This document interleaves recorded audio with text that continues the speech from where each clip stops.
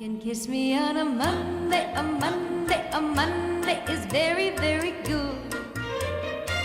Or you can kiss me on a Tuesday, a Tuesday, a Tuesday. In fact, I wish you would. Or you can kiss me on a Wednesday, a Thursday, a Friday, a Saturday is best.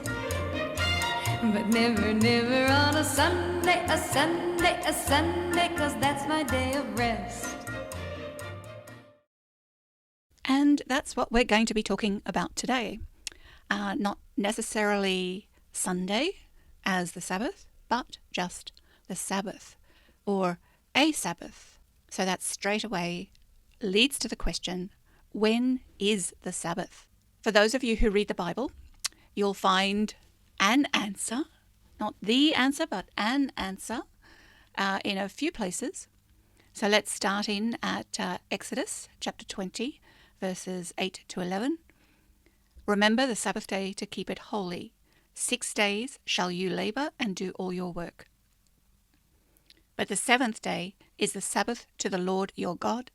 In it you shall not do any work, you, nor your son, nor your daughter, nor your manservant, nor your maidservant, nor your ox, nor your ass, nor any of your cattle, nor the sojourner that is in your towns, that your manservant and your maidservant may rest as well as you.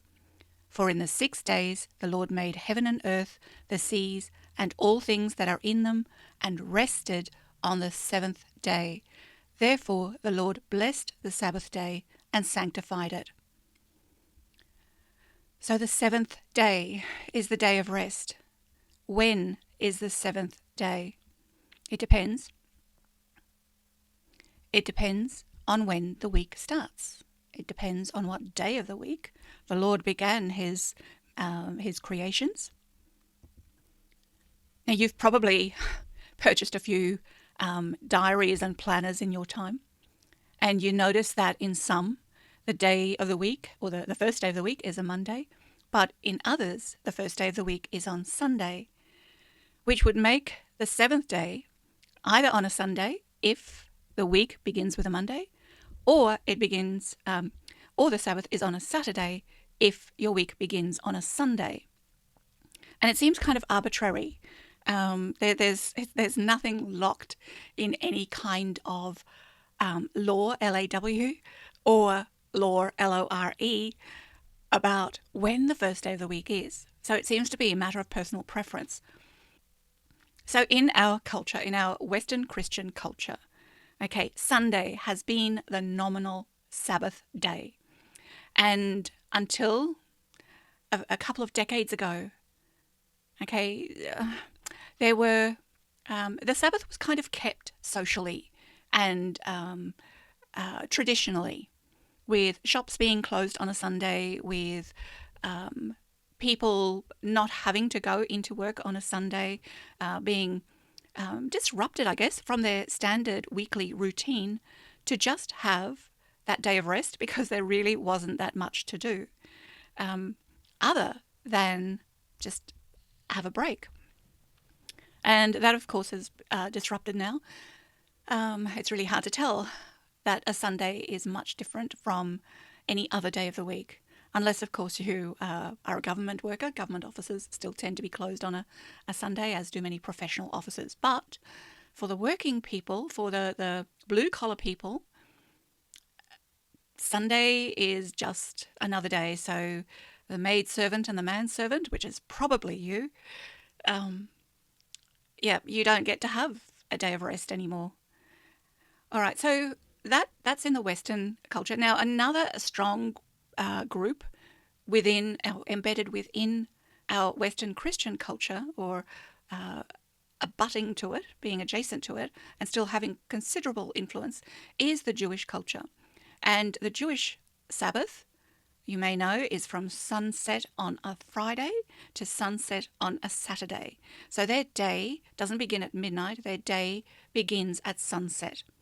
Okay, so aligning that with our 24-hour day that begins at midnight, you could possibly say that they also have Saturday as their main Sabbath. That's when they would be up and about in daylight hours, doing daylight activities. So what I'm getting to here is to open up to you that the Sabbath is not locked in on a particular day of the week. Now, the Jewish people, some of their holy books overlap with the Christian books, and guidance about the Sabbath is given in, to both Christians and to Jews, in Deuteronomy chapter 5, verses 12 to 15. Now, Deuteronomy is the fifth book of the Jewish Torah, and it's also the fifth book of the Old Testament, the Christian Old Testament. And it reads, "Keep the Sabbath day and sanctify it, as the Lord your God has commanded you. 6 days you shall labor and do all your work. But the seventh day is the Sabbath day to the Lord your God. In it you shall not do any work, you, nor your son, nor your daughter, nor your manservant, nor your maidservant, nor your ox, nor your ass, nor any of your cattle, nor the sojourner that is in your towns, that your manservant and your maidservant may rest as well as you. And remember that you were a servant in the land of Egypt, and the Lord your God brought you out thence by a mighty hand and by a stretched out arm. Therefore the Lord your God has commanded you to keep the seventh day," or to keep the Sabbath day. Sorry about that. So in the holy book of both Christians and Jewish people, it's quite clear that there is a proscribed time of rest that one should keep. Now, why? Why should we have a day of rest? And that's mainly what I'm going to be focusing on in this episode. And it actually, I should improve my diction. It's actually the reason why I created this little project, the Circle of Feathers. And I want to give you a bit of background to it, because I haven't spoken about it. I felt compelled to provide a touchstone to the people who are in my circle of care. And that includes many who are online, and you probably know who you are. But I wanted to create an oasis where they could nourish and replenish the exhaustion that I kept seeing in them, because it's really hard to stop and just take time out with so many distractions these days. And I wanted to make this oasis expandable to the general public, to anyone who felt called, because let's face it, not many of us are Bible reading folk these days. Okay, and that's probably true for many of the traditional religions. There are many people who have walked away from dogma. And I was speaking with one of my colleagues about this situation, about wouldn't it be nice to just, sit inside the peace of a church and soak in the atmosphere of sacredness, holiness, without having to listen to any kind of, I will use the word fanatic, dogmatic, preachy sermon. So I wanted to create an alternative place for that. Now, I didn't want to use the word church. I didn't want to use the word church. It sticks in my throat. And I didn't really want to put out the wrong vibe about it. But then I was reminded that the word church comes from an old Germanic word, kirk, just like the Scottish still use that term for a small chapel or a place of worship. And in many other languages as well, in other related languages like Dutch, German, you see the etymology of church being kirk still trickling through. And kirk is written with 2 Ks. But if you substitute the Ks for C, You still get Kirk, but it's starting to look now like circle. And there seems to be some recognition that the word church has an etymological connection to the word circle. And circle sounds a lot more cozy. It sounds a lot less structured. It sounds more intimate. And that's the essence that I wanted to go for. And the feathers, well, that's, yes, a direct reference to the angels who are watching over this planet, who are watching over humanity. So that's where I'm coming from. But I don't want to put across the impression that I'm going to be dogmatic about my beliefs. I'm aiming to be all-encompassing so that any who want some soul nourishment can find it here. Now, you've been listening to me speaking for quite a few minutes, so I think it might be a nice time to have a couple of minutes of pausing, a contemplative pause, just to think about what an ideal Sabbath would mean to you.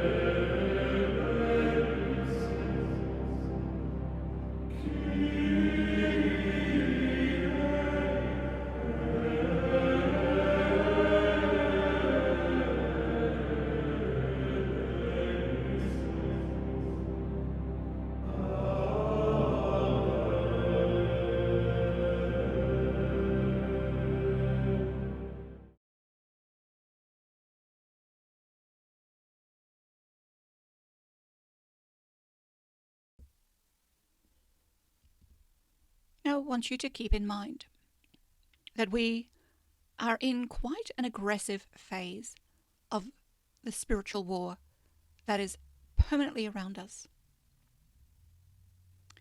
And the Sabbath, the losing of the Sabbath, the losing of the replenishment of your soul on a regularly prescribed basis is one of the tactics that are being used to grind you down, to grind humanity down, and all the good things that we value, that we prioritize, kind of get thrown on the wayside. With the demands on our time, with the assault on our mind, with the environment that we're living in, with everything that we're exposed to and immersed in. It's exhausting, it's draining. You're putting out spot fires left and right and up and down. When you put out one, 6 more emerge.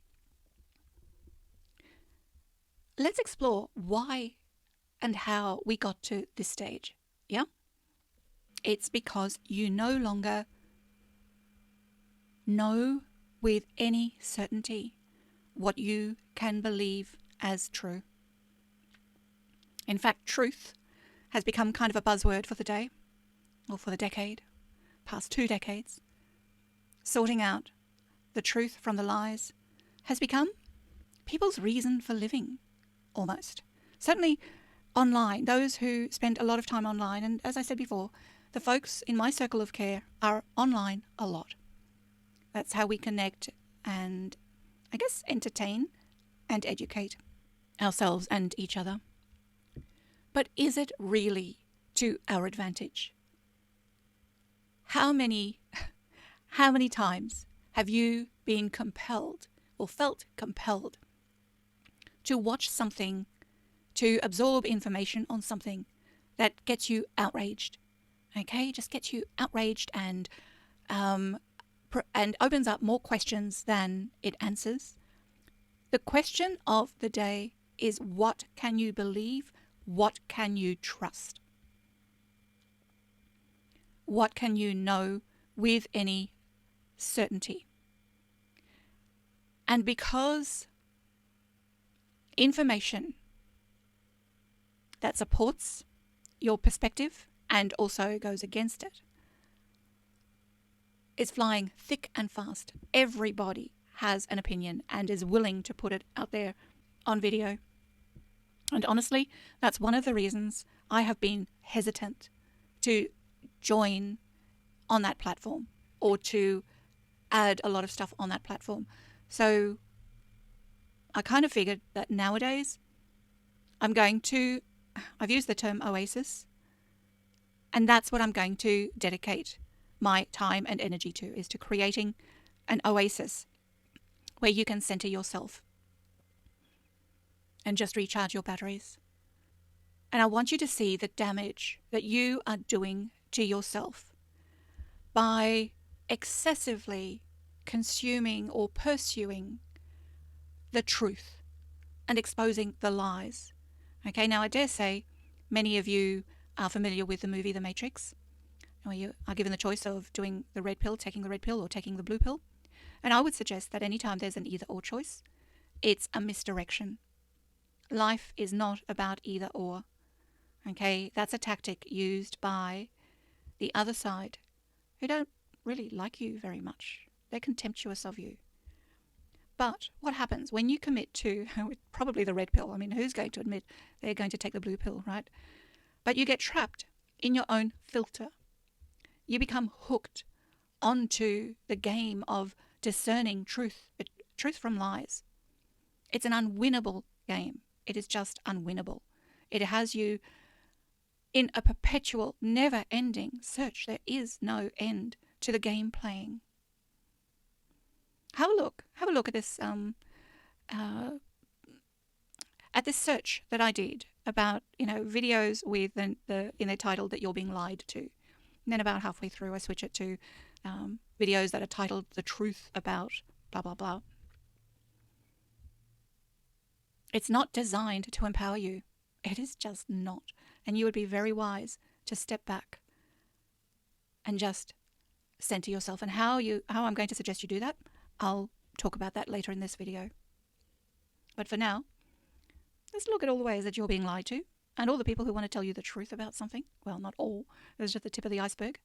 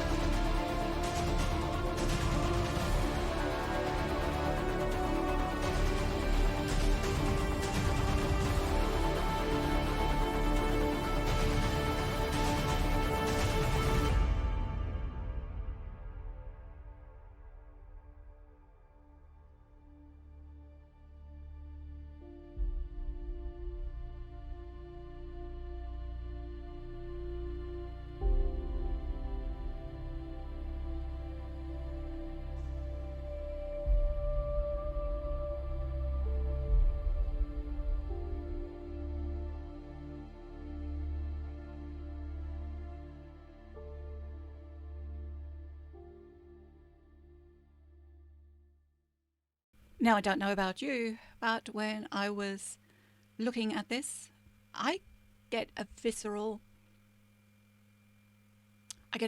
reaction to the ugliness of it. This is such a corruption of what we feel the word truth means. Okay, truth is being used as a weapon against us. You can no longer trust your senses to perceive anything remotely resembling the truth. I mean, we have deep fakes that can do all kinds of mischief. And then on top of that, we've got artificial intelligence masquerading as human. We have no idea who we are communicating with, who is informing us, who is shaping us, who is guiding us. It's dangerous times for those who have no anchor to the, I want to say the word truth, but it's a bit of a loaded word at the moment. What can you rely on? Where can you plant your feet in this world? And this, my friends, is precisely why it is essential. It's essential to have a strong spiritual foundation. Because the truth is, you're only here on this planet, however you define its matrix. You're only here for a blink of an eye. And what stays unresolved here, you will take with you. So in the time that you have left, whether it's long or short, spend some time clearing out, cleaning up the mess that others have led you into. And I'm not going to let you entirely off the hook, because, see, this is the game we play. This is the game they play, is to use your weaknesses against you.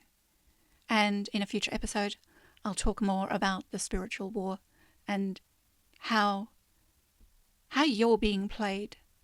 And now, just a quick note, I'm not talking about the Christian or only the Christian perspective of a spiritual war between the devil and God and the angels. The angels are not limited. The angels are not limited to the Christian worldview. Angels are worldwide, across cultures. They recognize them for the visitors and the peacekeepers that they are. As I said, I'll continue more in that on that topic in a future video. But in the meantime, it's not just about demons and angels. There's multiple realities that are involved in this spiritual war. And okay, I consider that this planet is part of an intergalactic community. I believe that those who we understand as gods or God are not the prime creator, but are merely that are our kin, who have more maturity, more understanding, more knowledge, more scope. They live on a larger stage than we do. And yes, they're spiritual people as well, or spiritual folk, spiritual beings. And the ones who fight against us, they despise us. They despise the race of humanity that was seeded on this planet.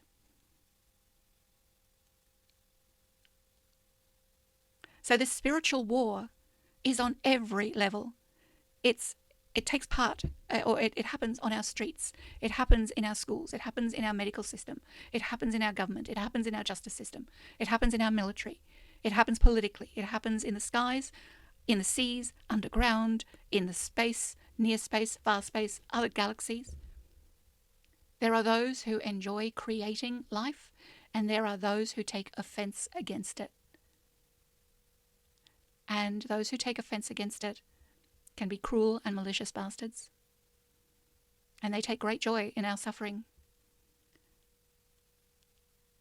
But we have so much more going for us.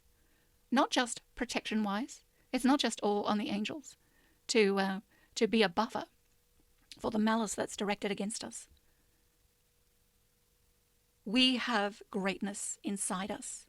We have angelic possibilities inside us. And that is the gift of the Sabbath, is to take that time to remind us to dig back in to that part of us, to nourish it, to course correct it, to value it, to treasure it.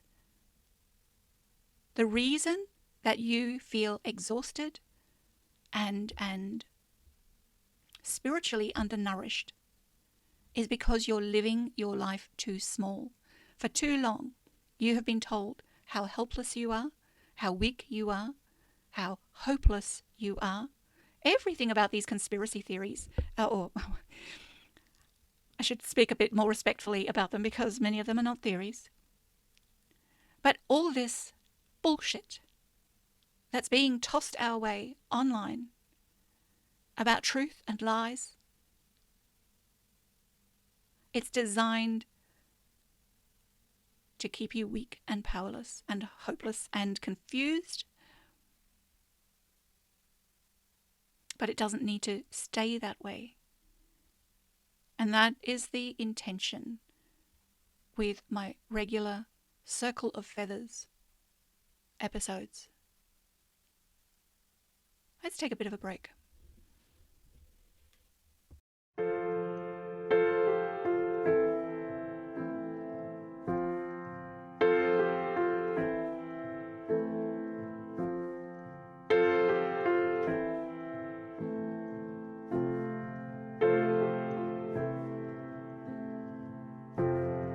I've lost my balance. I fell from the trapeze. This act isn't easy.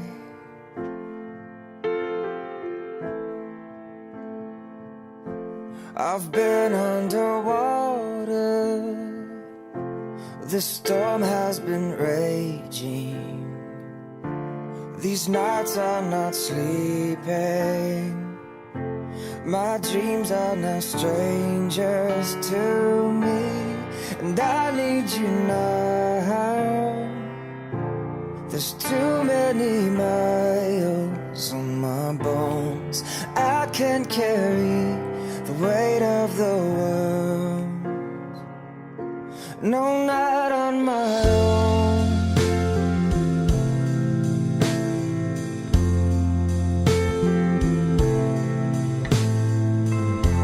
Your eyes are like lightning. Your voice is like water. This place is a desert.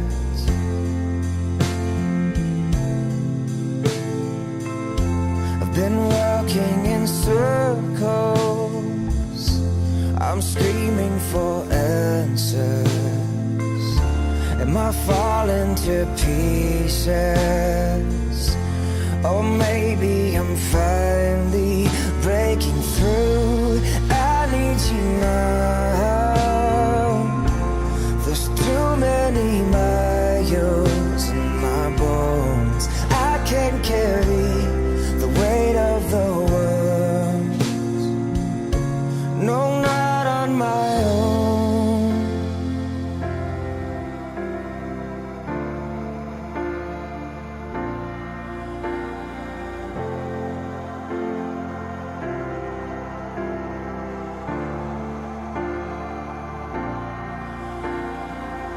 No more running, no more hiding, no more hurting, no more crying, no more trouble, no more sighing, no more falling, no more striving, no more heartache, no more fighting, no more feelings, only fighting, no more running, no more hiding, no more hurting, no more crying, no more trouble, no more sighing,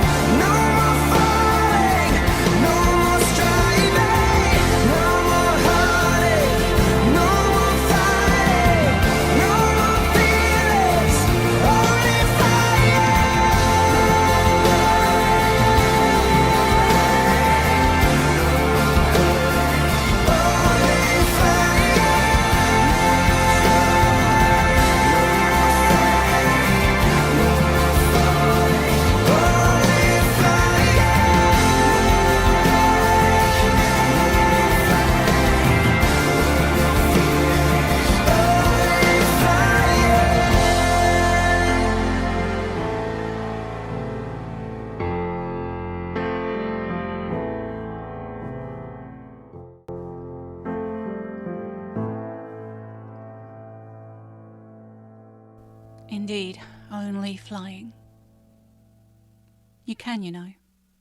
You've got it in you. All right, so how can you reclaim the Sabbath? Before we go there, I want to have a quick look at some of the New Testament stuff about the Sabbath. I want to take a moment to discuss the being that we know as Jesus. He's one of the feathers that I use in my circle of feathers. There's 4 of them, and Jesus is one. He's also known as the Archangel Michael. So he's one of the angelic brothers.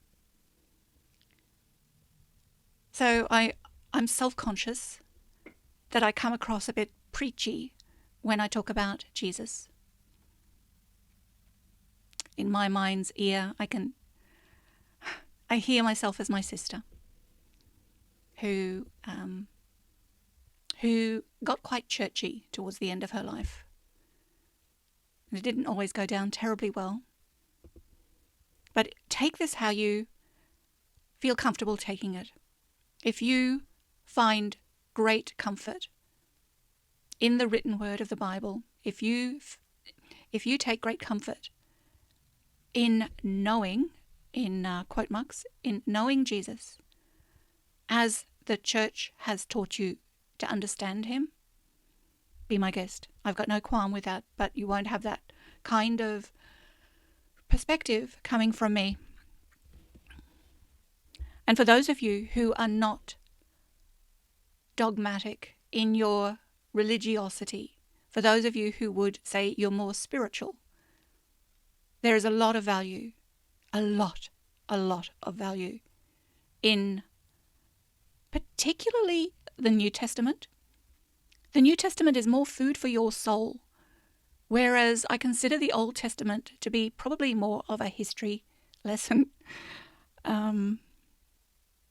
Evidence of the supernatural beings who were on this planet at earlier times, off-world beings. Whereas Michael, or Michael, he came here to strengthen our souls. Now, I don't believe in a heaven per se, but I do believe in life after life. And that's where my focus is, me as Loka. My focus is on the lives beyond this life. And I would really encourage for you to put your focus there too, because that, okay, what can you trust? You can trust your heart. When it opens up in joy, when it opens up in awe of what's out there, of thinking so grandly beyond like this little human life that you have been pushed into a box with, that is your reality. Your head can spin and spin and spin. It can go backwards and forwards on arguments. It can go round and round and get nowhere. It's just spinning its wheels. But your heart knows the truth of it. And your heart is your soul. You are not your mind. You are not your brain. Your brain is filled with multiple selves. You are not one. You are many. You are all. So you don't have to really pick and choose. But do choose the one you give priority to representing you as you walk through life. Okay, getting back to what Jesus said. What Jesus said about the Sabbath. Now, the Sabbath is just a reminder. It's for you to reconnect with your eternal self, with your larger self, with the larger realms that are out there for you to take you under its wing, their wings. Now, I'm aware that many of the books in the Bible have been tweaked. And not all of the disciples that walked with Jesus, and yes, he did walk on this earth, But not all disciples kept the faith after his passing. Many were corrupted, led astray. Okay, so I'm leading up to explaining why I'm using one of the books not in the Bible, the Gospel of Thomas. And Thomas was one of those disciples who stayed true. So I value the book of Thomas, the Gospel of Thomas, over many of the other disciples who wrote Gospels. But from the book, the Gospel of Thomas, saying 27, if you do not fast from the world, you will not find the kingdom. If you do not keep the Sabbath a Sabbath, you will not see the Father. Okay, and what that is saying is that you will miss knowing who you are, knowing where you came from, knowing where you are, have the possibility to return to, because it's no guarantee. You've got to do your bit. Okay, so if you do not fast from the world, you will not find the kingdom, which is your natural realm, which is your intended realm. If you do not keep the Sabbath a Sabbath, you will not see the Father. Which basically suggests to me, I can't say definitively that this is the intention behind him speaking these words, but how I see these words is that your soul, your heart wants to go home. And where's home? Okay.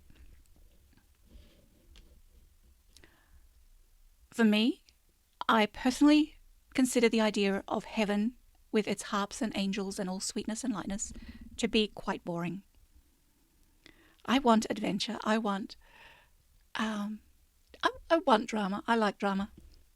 It makes for a good tale. I mean, that's why we watch the shows that we watch and we read the books that we read, because we like drama. And I don't want to be brain dead and just loving endlessly for eternity. That's not my idea of a heaven. So my kingdom is where I can stretch and fly and become higher and greater than what this earthly matrix allows me to be. I want a bigger stage. Okay, now, having said that, what's your idea of the kingdom? Okay, what's your idea of the Father? Now, for me, the Father would be meeting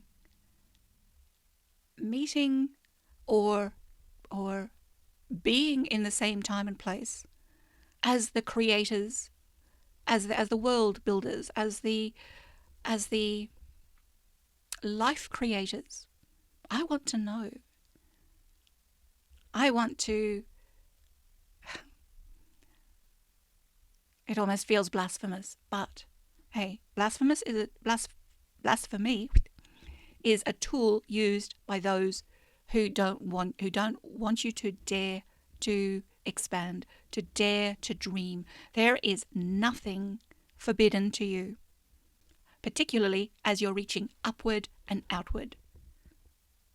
Okay, you go for it. Go as high and as far in the cosmos as you can. So I really want you to consider reinstating the habit of the Sabbath in your life. Pick a day of your choosing. If you can't have it every week, maybe every second week, maybe every month. But I really want you to give your soul much more priority, far more priority. It's not something that you have to think about only after you're dead. No, the trajectory of your life now continues. Are you happy with that? So let's have a quick look at what people used to do on a Sabbath, and maybe we can get some clues about some of the things that you might be able to utilize to build your own habit of Sabbath keeping. So in the beginning of the day of, say, Sunday morning, okay, everybody would get, everybody, let's look at a typical family, a typical Western Christian family, possibly in the US. They would rise at a good time, not too late. They would get dressed in their good clothes. They would go to church, and they would spend maybe an hour and a half, 2 hours at church, listening to the pastor, connecting with other members of their community.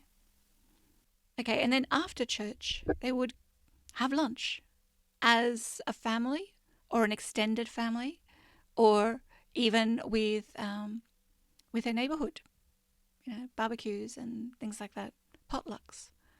So it was a time of connection with the supernatural, with the angelic, with the godly, with the divine, but also connection with those around you, with your family, with your neighbors, with your community. And yes, things will change. The environment changes. Community now extends beyond just in the immediate physical environment. But think of some of the things that you might be able to, or that you would like to do. So at the very least, try and take a break from technology.